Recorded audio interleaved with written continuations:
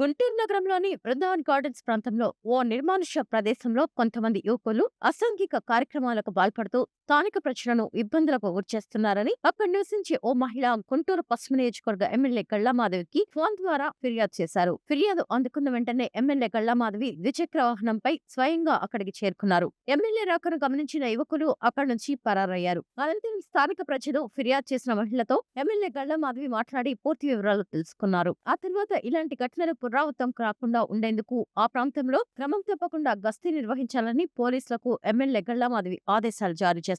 ఒక్క phone call కి ఇంత వేగంగా స్పందించి స్వయంగా ఘటనా స్థలానికి చేరుకొని సమస్యను పరిష్కరించేందుకు చర్యలు తీసుకోవడం పట్ల స్థానిక ప్రజలు ఎమ్మెల్యే గళ్లామాధవికి కృతజ్ఞతలు తెలుపుతూ హర్షం వ్యక్తం చేశారు. ప్రజల భద్రతకు కట్టుబడి ఉన్న ప్రజాప్రతినిధిగా గళ్లామాధవి వ్యవహరించడం ప్రశంసనీయమని స్థానిక ప్రజలు పేర్కొన్నారు.